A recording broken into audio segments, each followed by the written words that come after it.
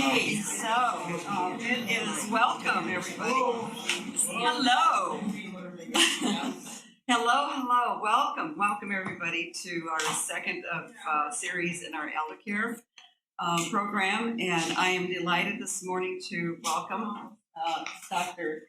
Adrienne Solis-Sherman, who is Advanced Care Planning Manager for the Senior Care Partners, PACE. And she will tell you what PACE means as well, because it is so long we couldn't even put it up there. So welcome and thank you for coming. Thank you so much. I'm Adrienne. It really is a privilege to be here. I'd like to take just a few moments to share a little bit about my background so that you know who's up here chatting with you today. And to thank you for this opportunity. I'm very passionate about connecting with our community and ensuring that our seniors can age in place. And so I'm going to talk to you a bit about that as well. So my background is in nursing. I have been a registered nurse for almost 20 years. And I've worked in a variety of settings, inpatient and outpatient, and I have spent the last 10 years of my career specifically working with hospice and end of life, both at the bedside and in an administrative role as well. So back in April of this year, I hired in at Senior Care Partners PACE. It's a really wonderful organization. So I'm excited not only to share, a bit about that program, but also some other adjunct or supplemental things in case, PACE isn't a good fit for everyone. And so with that, I'll just kind of jump into what PACE is. So PACE is a national program. It's not something unique just to Michigan. There are roughly 155 PACE organizations throughout the United States and 350 PACE centers. So, for example, Senior Care Partners PACE is one organization, but we have 4 centers in Portage, Kalamazoo, Battle Creek, and then Albion. So, the goal of the PACE program is to help our participants age in place. We know that we can improve the quality of life by helping people stay in their homes. And so we offer a wide variety of interdisciplinary services that really kind of wrap our arms around each participant and their family. Everyone has unique needs, and so our goal is to, meet you where you are. So I know one of the questions, or Yvonne had mentioned, sometimes it's challenging if you have loved ones that are living in another state, and how do you, care from afar, if you will. And so depending on the state that your loved one lives in, they may or may not have a PACE organization there. I included the 2 that are closest to you, and then they're also on your brochure, but one is right here on Millam, just a couple miles down the road, and there's also one in Kalamazoo. So our mission is to empower independence and autonomy, and we really do care for not just the participant, but the whole family unit. And we recognize that not all of our participants have, even family members or close friends. We do have participants that are all on their own. And so their needs vary, drastically from someone that has the supports of their family or a wider support network, if you will. But the way that we do this is through interdisciplinary care and really geriatric care that is highly specialized. So this is all in your brochure too, but I do want to go through some of the really wonderful things about our program. There's a lot about our program that I appreciate. First and foremost, it is that the care, like I said, is tailored to each individual's needs. So we offer, of course, medical care, certainly, but it is much more than just medical care. We also offer nursing and social work.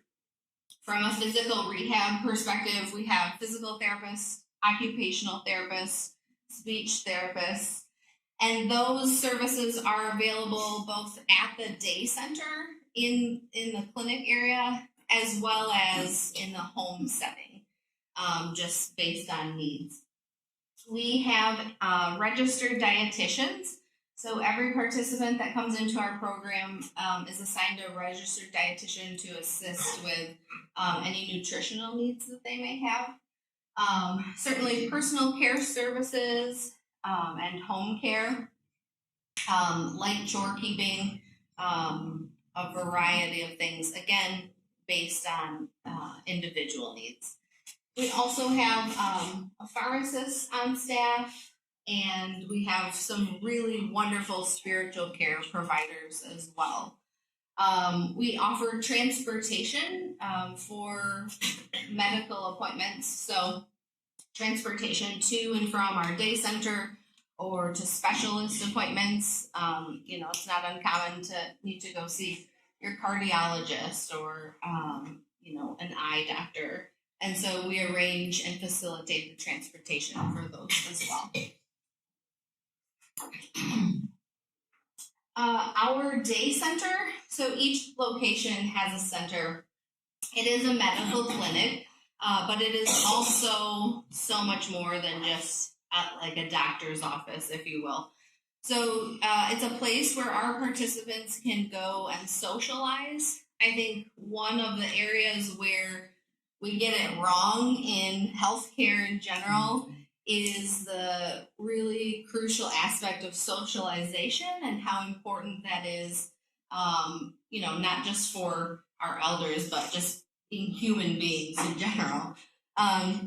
So the day center offers a lot of different activities. We have recreational therapists that plan events. This past summer, they did a fishing outing.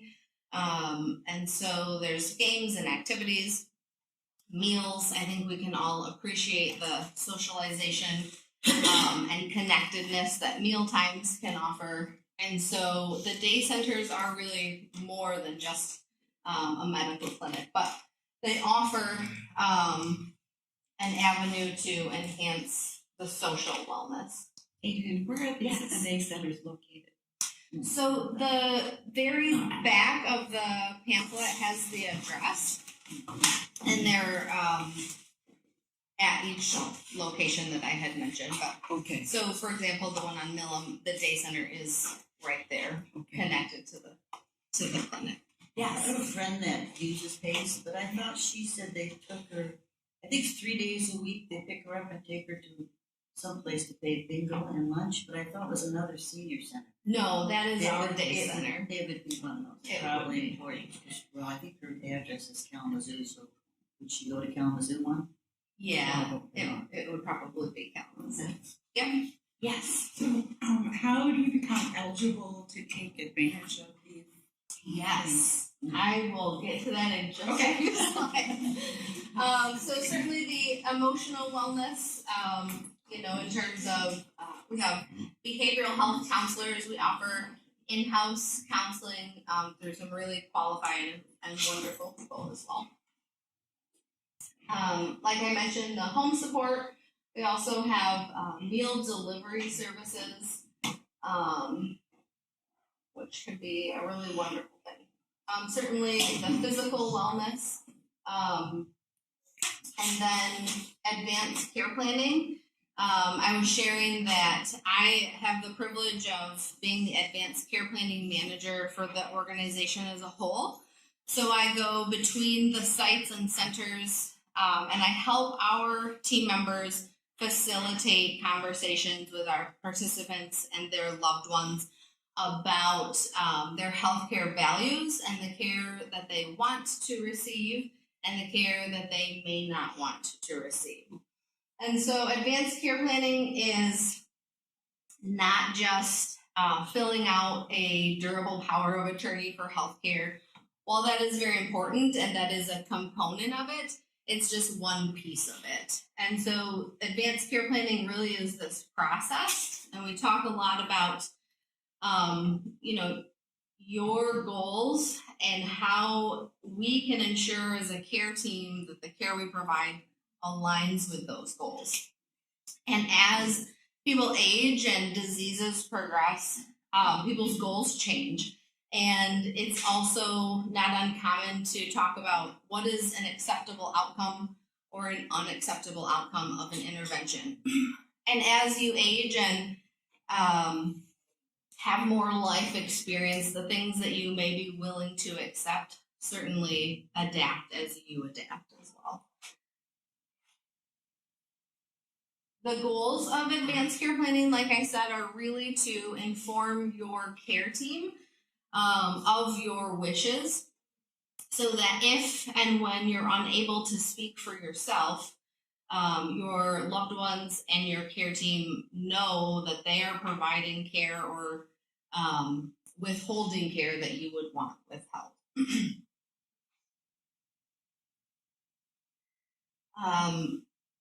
Essentially, discussion, deciding, and then documenting that.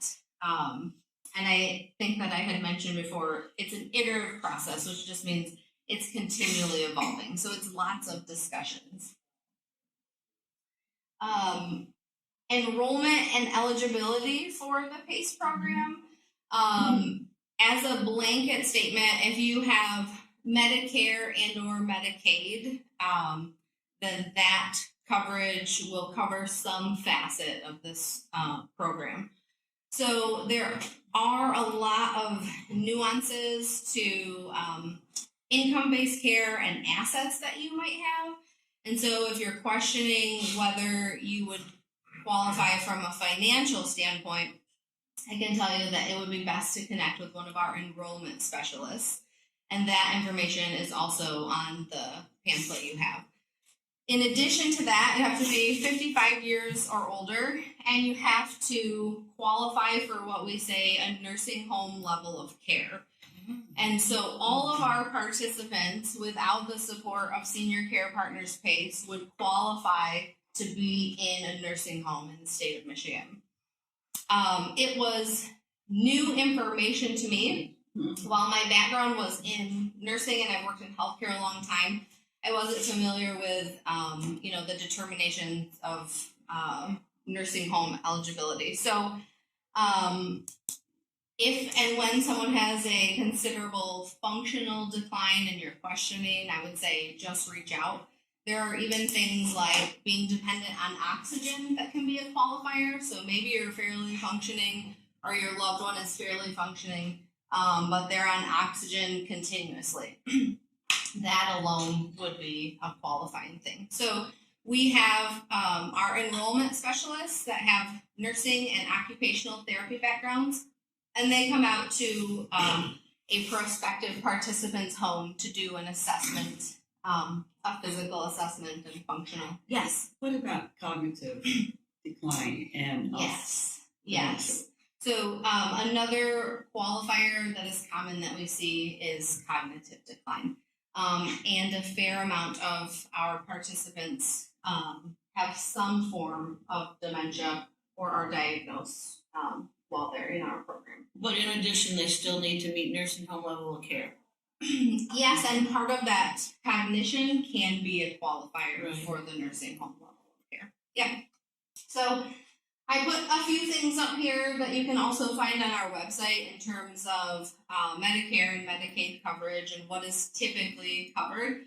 But again, that is not my area of expertise, so I would recommend if you do have an interest, calling or emailing our enrollment specialists that deal with this day in and day out, and they're very well versed in this.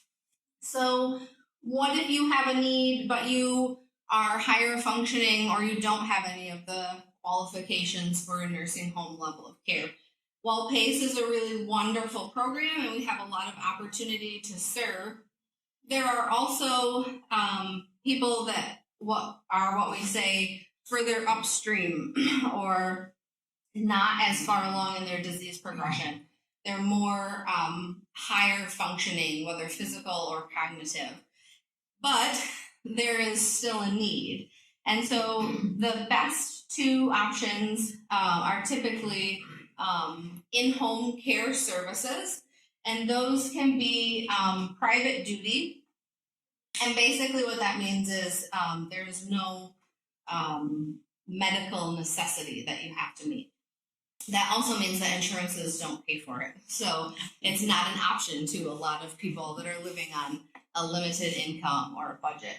Most of the reputable private duty locations and services will range between $20 and $40 an hour based on what you need. There's also skilled home health care. That is paid for by Medicare, Medicaid, and most private insurances. And that is when there is a skilled need for nursing care or therapy and you are considered homebound. So there are, all caveats to all Medicare regulations. You can still go to the hairdresser. You can still attend your Sunday church service and be considered homebound. But those are often, if you have noticed your loved one maybe is having more falls, as you mentioned, maybe you're noticing a cognitive decline and you need additional assistance, you can talk to your primary care provider about those concerns and say, hey, what about some home care? Can I get a list of private duty agencies that you may recommend? I think one of the biggest takeaways is that when we see a decline in our loved ones, or maybe even in ourselves perhaps, whether that is a physical decline or a cognitive decline, it is difficult. No matter how gracefully you handle change, and no matter how well prepared you may be for a situation, decline is difficult. And I will share with you, I have cared for the 3 of the 4 of my grandparents at the end of their lives on hospice services. And I share that with you so that you know I have firsthand experience with my professional hat off as a granddaughter. And that care experience, while a privilege, can also be very burdensome. Caregiving is hard, and if you have a limited support network, it is even harder. So I want to talk a little bit about the importance of being proactive. I think these changes are often gradual, and when we're noticing them, weeks or months later, you can wake up one day and think, gosh, this is a significant change from 1 month ago or 2 months ago. And sometimes it can be overwhelming and sort of hit you all at once. And so being keen on taking action when you notice those small changes, as a caregiver in particular, I think is crucial, because it really does take a village. And you at least have your church community to lean on. But there are other resources in terms of assistance and respite to provide you with a break. It sounds so cliche about putting your own oxygen mask on first, but I can tell you both personally and professionally the importance of self-care and making sure that you are in a state of wellness to continue caregiving. So. Yvonne mentioned that we wanted to talk a little bit or had some interest on Alzheimer's and or dementia. And so I wanted to just briefly talk about this disease. It is very prevalent. And I wanted to just talk about the stages of it, but also some helpful communication tips if you have a loved one that has Alzheimer's. So there are several types of dementia. Alzheimer's is the most common, accounting for roughly 60% of diagnoses. And this disease, regardless of the type of dementia, impacts brain function. So it could be because of plaque formation or vasculature changes in the actual structure of your brain. But over time, this progressive disease continues to limit function and cognition. The stages include mild, moderate, and severe. And in Alzheimer's, the nerve cells in the brain die. You can have a rapid or a slow decline, but it is a progressive illness that ultimately leads to death. Mild dementia is characterized by memory loss. You may notice small personality changes, things like struggling to make a grocery list, struggling to go to the store and find the items on the grocery list. Similarly, trouble following steps to pay your bills. And then as that transitions to moderate, those things become more pronounced and more noticeable. So maybe the things that you were just kind of brushing off or putting on the back burner become a little bit more pronounced and in your face and a little harder to ignore. So people with moderate dementia may begin to wander, which is certainly a safety concern. There are some really wonderful programs called Miles for Memory and ways that you can get bracelets and tracking on, so that if that is a concern, you can find your loved one. And then also inability to sequence things, forgetting how to brush your teeth or how to function to be able to get into the shower, and may or may not have beginning of incontinence of bladder and bowel. Severe dementia requires assistance for essentially all activities of daily living, and the individual suffering from severe dementia eventually develops typically issues with swallowing. Communication problems. Communication with someone with dementia can be very frustrating, not just for you, but also for them. And so they have a lot of trouble with, loud background noises, inability to just carry on a conversation.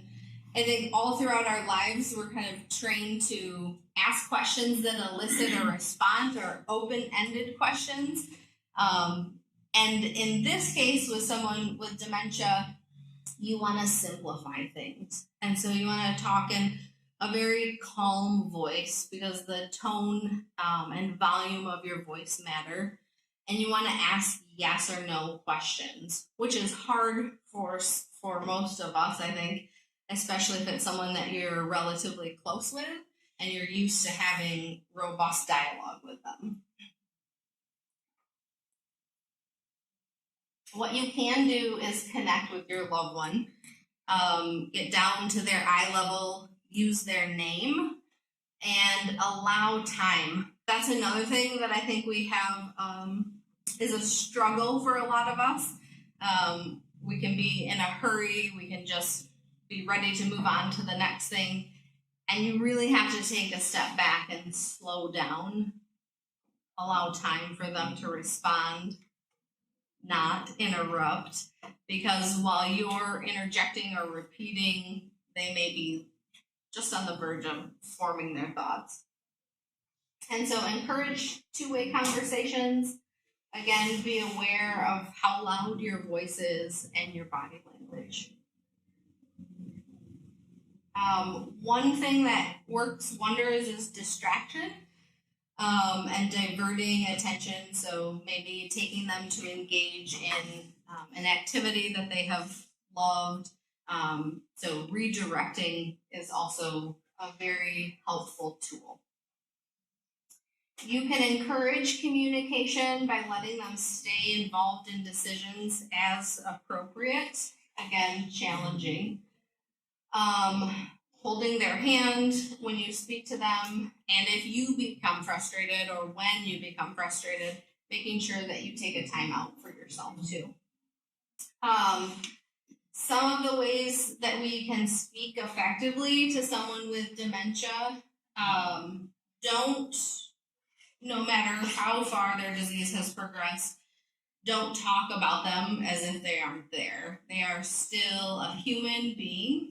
And that is just part of, providing high quality care with dignity and acknowledging their presence at a minimum. So, you can repeat instructions if necessary, and simple step-by-step instructions are very helpful.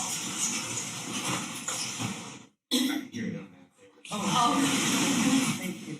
Instead of pointing out mistakes or saying, don't do it this way, put a positive spin on it and say, well, let's try it this way. Thank them for helping, even if it is not the desired outcome. And again, doing so in a calming and reassuring voice. Instead of asking questions like, are you tired? How are you feeling? And in-depth questions is, are you tired? Let's go lay down. Or instead of asking, what would you like for dinner? You can say, dinner's ready now. Let's sit down and eat. And very concrete, simple steps for them. Limit the number of choices. And as hard as it may be, try not to say things like, don't you remember? Or I just told you. It's very frustrating for them because they literally don't remember because their brain is changed by this disease. And so understanding that it is the disease and not the person can be helpful as well. The biggest thing as dementia progresses is to focus on remaining ability. So even if it is, all they can do is sit up in a chair with assistance or drink from a straw when you put it to their lips, those are things that they can still do.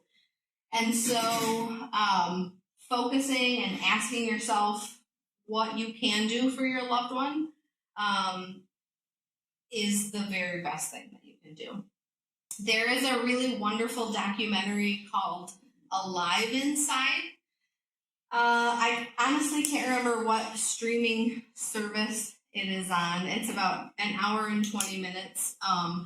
It is a very powerful documentary about the power of music and the way that music enters our brain and the location of those long-term memories are some of the very last to be touched by dementia. And so if an individual is even unable to communicate, unable to speak, if you put their favorite old tunes on and they can hear that, you can see the change in them and they really come alive and even may begin to speak in full sentences. It is really a miraculous thing to see. And one of the things that we do in our program is find out what kind of music that our participants with dementia really like, so that when their disease progresses, we can use that as a tool. It also brings a lot of comfort. And this documentary is about a gentleman that goes into long-term care facilities and helps people through music therapy, and it's really cool. And you might cry.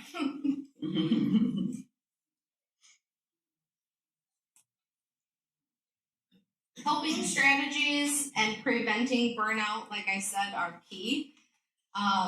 certain programs, including Senior Care Partners PACE as well as hospice, which I will talk about, offer respite.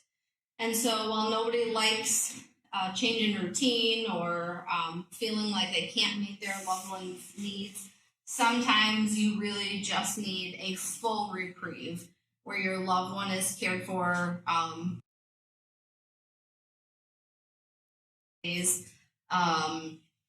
so that you can have an opportunity to decompress and reset. And we work to do those proactively to keep you well versus a reactionary thing. As I had said, I have spent a decade of my career in hospice and end of life. And one of the things to understand about hospice is that it is a philosophy of care. It's not a location. So most hospice care in the United States takes place in the home setting, a routine home care level, with the support of loved ones or a 24-hour caregiver. There are also higher levels of care for symptoms that cannot be managed in the home.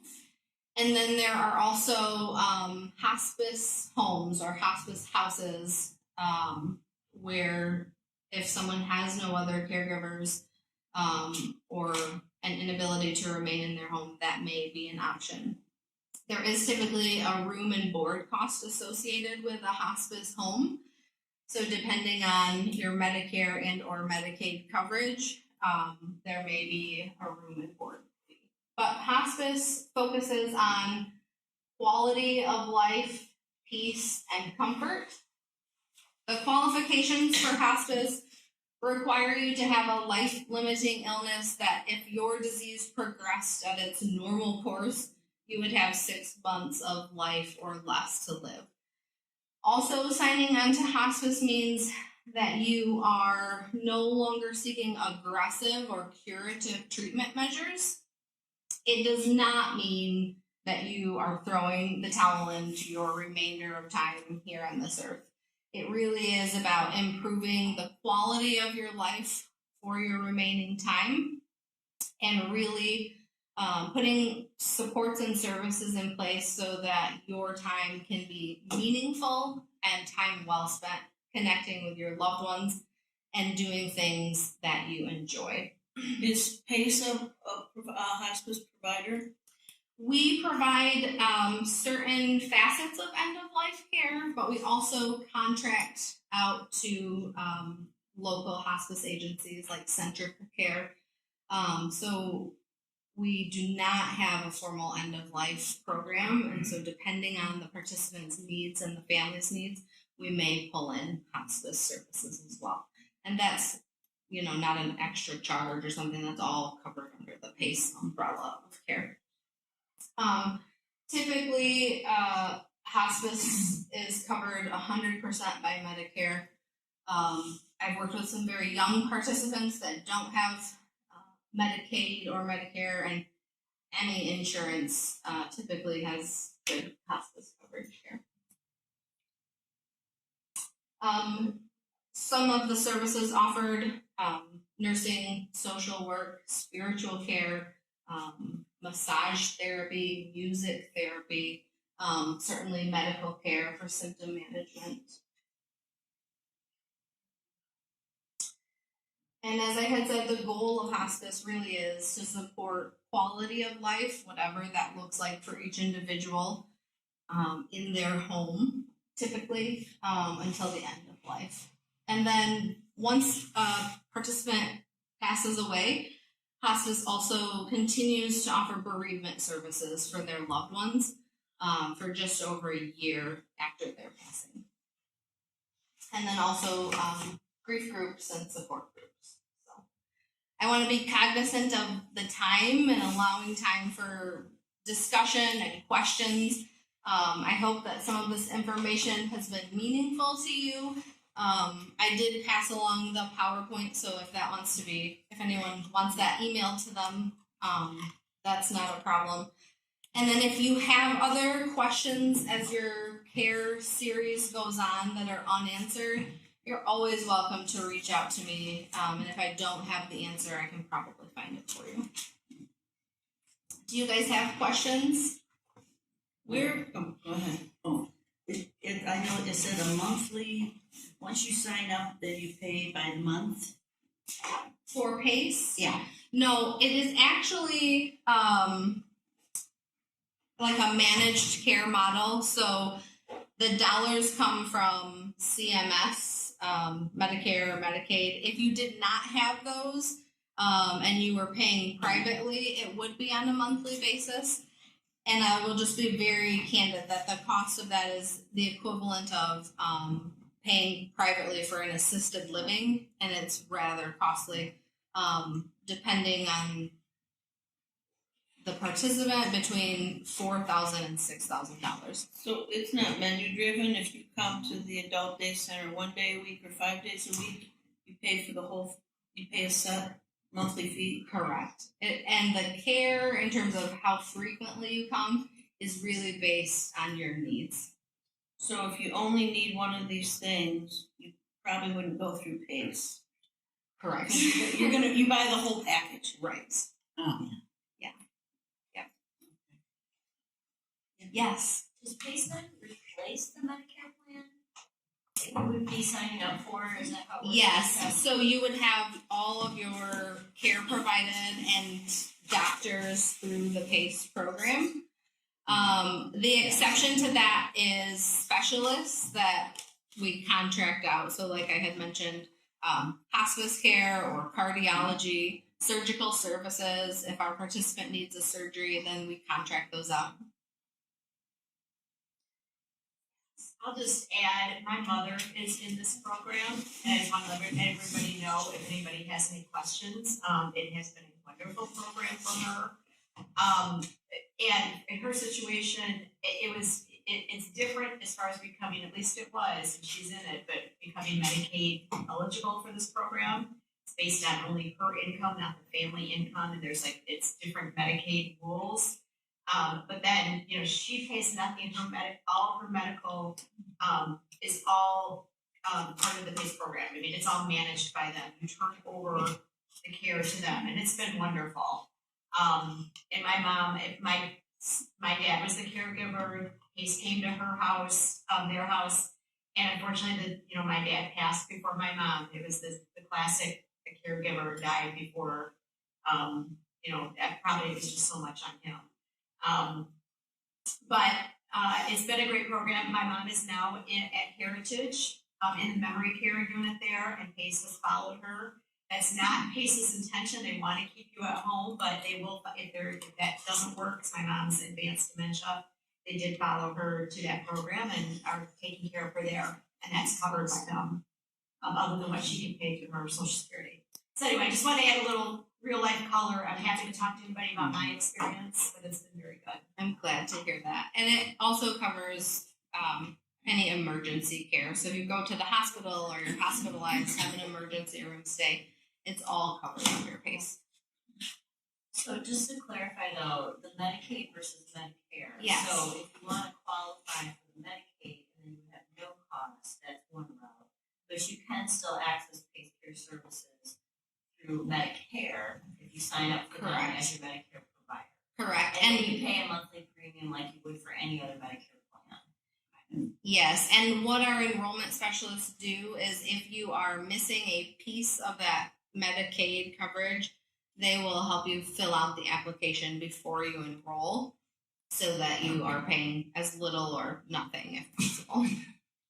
So you it is a little confusing with the Medicare. Well, because I've always heard it's just people that you have qualified for Medicaid to be able to get into the program was what my understanding was. I didn't understand that you can access the program without being on Medicaid. You can, but there is an additional cost to it. But you could have Medicare only, and then as you progress, become Medicaid eligible also, and then have Medicare primary, Medicaid secondary. Correct. So you might not start out with the Medicaid, but as you deplete your assets, you might become. Okay. But the 4,000 to 6,000 you mentioned Is that even if you have Medicare? No, that is just That'd if be you like have. you're under 65 years old, so you're not eligible for Medicare, and then, because anybody over 65 would have Medicare. Right. And so the premium, if you're not Medicaid eligible, but you're over 65, you don't know what that premium is, or what it costs. I do not. Okay, because that's probably the biggie that we would Yeah. like to know, right? So, Sure. because that's most of the people probably in here, Probably. so. Depends which Medicare package you buy, Well, sure, but if you're Medicare eligible, you can at least figure out what, you know, the max would be. yeah, what, What percentage? we might want to circle back and get those numbers.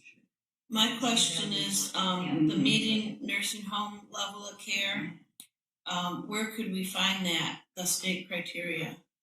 It's online. If you On what, if you Google nursing home level of care criteria, okay, there's something that is called LOCD guidelines, and it's local coverage determination. And that's not just for nursing home level of care, but any level of care. so is it often the case that people we're caring for in our own home meet that, but the natural resources in their network are filling that gap? So if you think, oh, my husband we're fine at home, he's not nursing home eligible, and then you think, oh, but would he be fine without me? Correct. Then people we don't think of necessarily as severe because so much family's helping out may actually meet this criteria. Okay. You're correct. And that was a big shift for me when I joined the PACE program as an employee and started working with some of our participants. I think a lot of times with the care and support of loved ones, you don't really realize all that you're doing and all the caregiving that you are providing. It's a good question. I would like to add just a little 2 cents from, I'm a paramedic in the county for the last 10 years.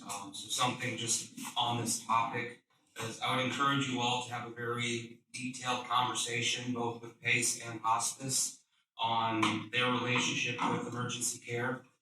Because I have seen emergency care go delayed or completely unrendered because of a miscommunication or a misunderstanding of, oh, I'll lose hospice if I go to the ER, or, well, I need patient's permission to go to the ER.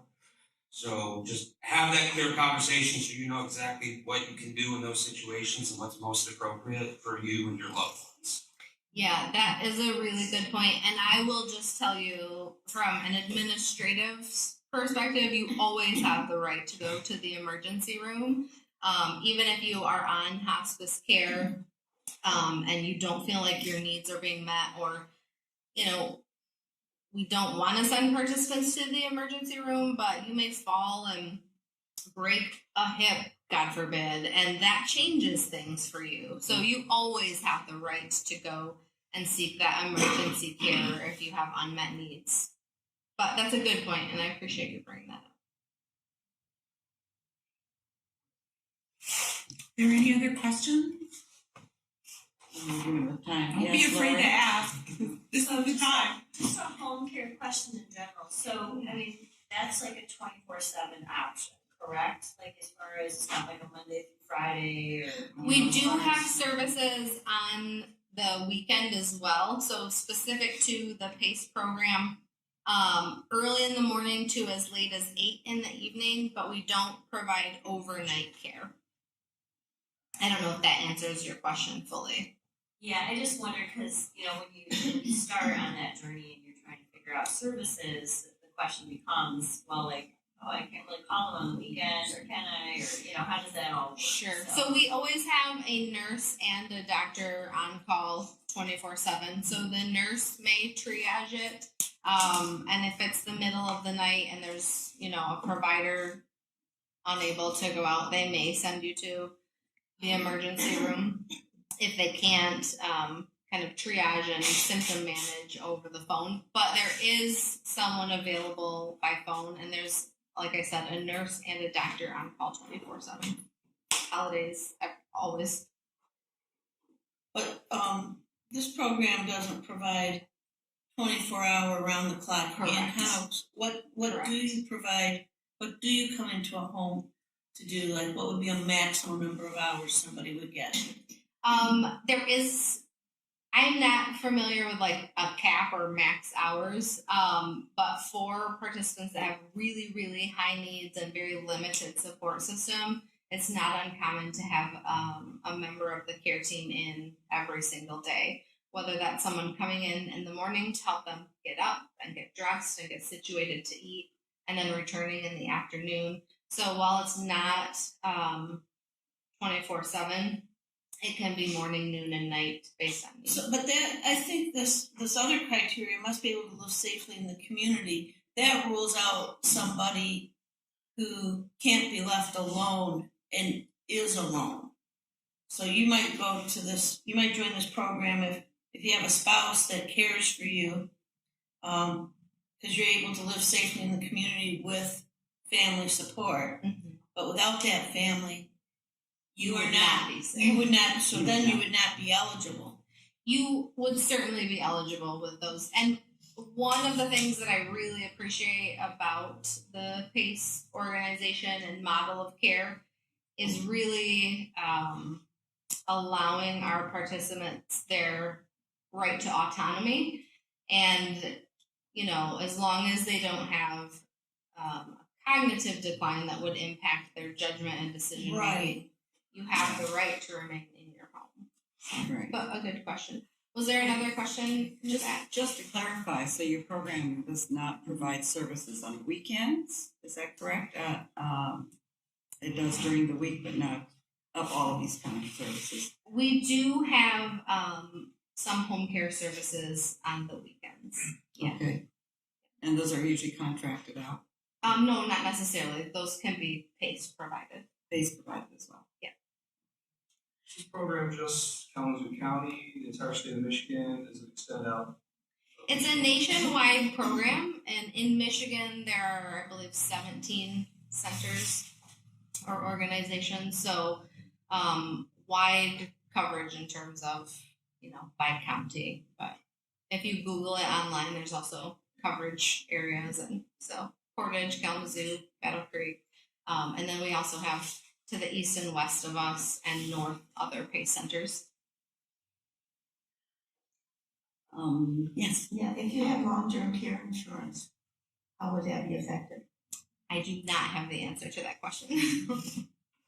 Mm. It's a good question though. And I know we've had participants that have difficulties too if they have a family member that maybe paid through the state for caregiving, and then sometimes those dollars can be negatively impacted as well, and they may lose a portion or all of that. So that's why I always defer to our eligibility and enrollment specialists, because they really go through each participant's unique needs. But I would probably say your enrollment specialist would know the answer to Absolutely. her question. Absolutely. Right. Yeah. I have one real quick. You mentioned twice that the centers are in Portage and Kalamazoo, Yeah. but they're residency based. Do you have to live in those two communities, or does it cover all of Kalamazoo County and those are the two service points? It covers the whole county. Those are just 2 service points. I think of some of the things that you've said, Adrian, today, and I think about the fact of having conversations probably is one of the most difficult to have, and then how to progress with conversations as one gets older and can express your needs to your family and to your support systems. You mentioned a little bit earlier that you have some ways of helping people do that, carry on and teaching people how to do that. Yes. So we have a core group at PACE, which are the providers, the registered nurse care coordinators, our social work team, and spiritual care providers that have all taken special training to be certified facilitators for advanced care planning. And so, like I had mentioned, I started with the organization in April, and that's my mission, is to educate this team on having more robust advanced care planning conversations. Those services aren't available till your family member joins PACE. Correct. Mhm. Yes, and there are other avenues to that. I was sharing that I think that it's something that I'm very passionate about because I've seen when people don't communicate those wishes in advance, and so even getting online and there's a program called Making Choices Michigan, and that has information on durable power of attorney for healthcare forms. And they're very geared to be health literate for a wide variety of people. But there's good conversation starters with that to getting your wishes on paper and choosing an advocate. So thinking of someone that you would trust to speak for you if you lost your ability to speak for yourself. Question. If someone was in the program and they were, let's say, visiting a family member out of state or whatever, would they be able to participate in be helped by a PACE in that state? Potentially, yes, if there is one in the area or Yeah, I think too, maybe Adrian, you can address this, that there are also, I know there are nurses and social workers in private practice in various states that specialize in their practices in geriatrics, and they also are pretty good at, of course you have to pay for services, but if you have somebody that can be a case manager that you can trust in another state, that's another option.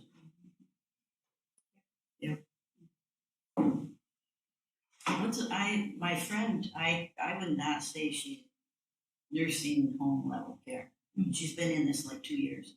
So can you be in it just for the social part of it, or is that? I mean, is that how you test them to know if they're nursing home level of care? no, it's physical and cognitive assessments that are done. Good question though. But that person gets a lot of unpaid support, Diane. Huh? Without people from the church stopping by, without the support from her family, you might be surprised how So that's disabled nursing home. she is. Nursing home. Yeah. There's lots of ways to be eligible. Yes? Okay, are there any other questions? Thank you so much for having me, and like I said, if there are questions that come up after the fact as you mull things over, or other questions that aren't answered in your care series, please don't hesitate to reach out. Thank you, Adrienne. Thank you. So I just wanted to let you know that next week we're going to have senior and veteran services discussion, and it's Lynn McFarland from Community Outreach, the Milestones Senior Services Group, and she's going to talk about how you can get home repair, Meals on Wheels, and other things that you need to be able to keep your home up so you can stay in your home if you wish. And we may have an extra speaker who's going to talk specifically about veteran services. We're still trying to work out whether we can do that or not. So I thank you for being here today, and I put my email address up there. I encourage you to send me whatever comments you have, because what we thought was that this